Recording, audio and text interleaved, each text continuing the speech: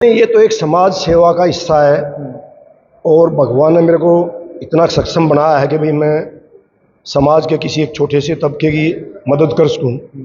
हाँ, ये सब 50 के 50 नक्शे मित्र मैंने गोद ले रखे हैं और ये हमारे देश के जो प्राइम मिनिस्टर हैं मिस्टर नरेंद्र भाई मोदी, उनके आह्वान है कि भाई सब लोग जो भी ठीक ठाक सक्षम लोग हैं वो समाज के जो गरीब तबका है उसके साथ जुड़ें और जहाँ भी जो ऐसी भी मदद हो वो मदद। नमस्कार, आप देख रहे हैं हरियाणा उत्सव। मैं हूं अनिल खत्री। इस समय गोहाना सिविल हॉस्पिटल में मौजूद है और यहाँ पर जो है आज टीबी के मरीजों के लिए जो है एक किट वितरित की गई है जिसमें उनको पोषण आहार हर महीने का मिलता है। जो समाज सेवी है गोहाना से राजवीर दैया हर महीने जो है ये यहाँ टीबी के मरीजों को इस तरह का जो किट है वो वितरण करते हैं। तो आज भी वितरण की गई थी। साथ में जो है एसएमओ है डॉक्टर दिनेश चिल्लर और बातचीत कर लेते हैं। सर, आज जो है आपने ये किट वितरित की है और हर महीने आप ये वितरित करते हो, क्या कहना चाहोगे इसके बारे में? सबसे पहले तो आपको और आपके दर्शकों को सबको मेरी तरफ से नमस्कार। ये जो है ना, अपने मोदी जी ने नक्शे मित्र एक स्कीम चलाई हुई है।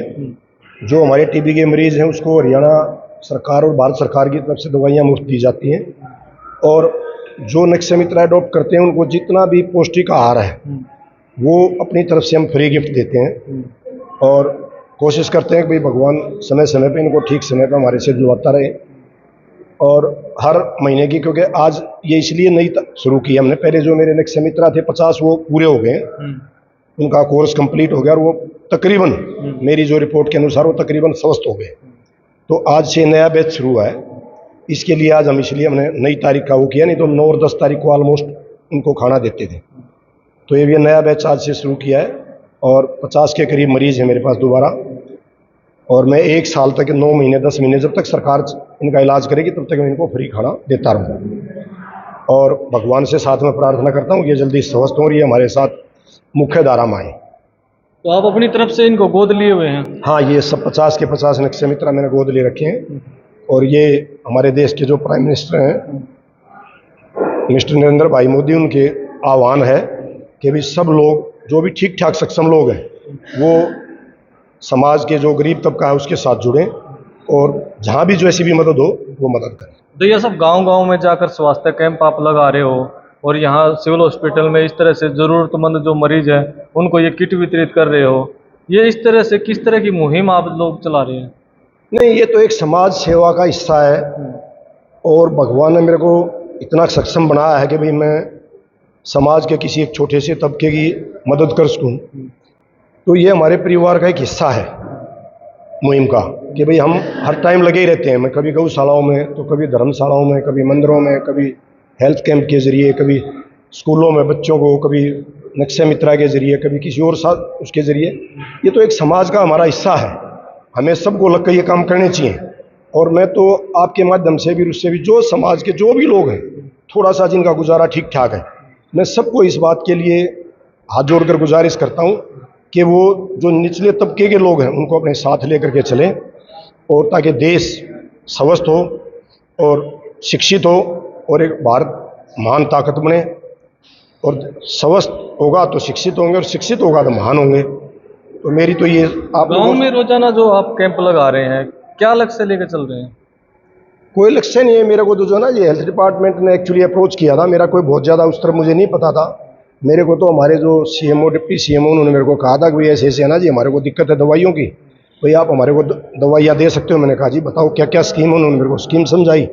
मैंने उनको कहा जी ठीक है, मैं जितने गाँव अडॉप्ट करता हूँ। मैंने पहले 60 गाँव अडॉप्ट किए थे, जबकि हमारे हल्के में तो 62 के करीब गाँव हैं।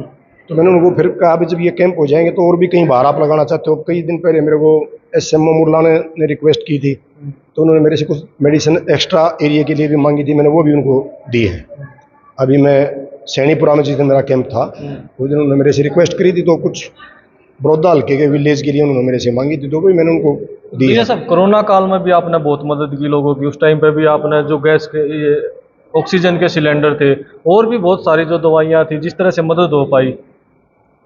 मैं फिर आपको बता रहा हूँ खत्री साहब, ये हर आदमी का एक कर्तव्य है, फर्ज बनता है हमारा। हम इस देश के सभ्य नागरिक होने के नाते हमारा ये कर्तव्य बनता है कि जो हमारे से नीचे तबके का समाज है, जितनी सेवा हम उसकी कर सकें और जितना हमारा सामर्थ्य है मैं किसी को ये नहीं कहता कि भाई आप अपने बच्चों को भूखा रखें, इनकी मदद करो। अगर किसी भाई का सामर्थ्य है और अपने से उसके पास थोड़ा सा भी ये है कि भाई एक्सेस है, तो वो समाज में दे देना चाहिए, कोई बुरी बात नहीं है। चाहे कोरोना काल है, चाहे वैसे है, चाहे भाई कोई गरीब की लड़की की शादी है, चाहे और बात है, तो उसमें मदद करनी चाहिए, हमारा इंसानियत के नाते फ़र्ज़ है। आज भारत, अभी आपने पढ़ा होगा हमास में, डॉक्टरों की कल मोदी जी ने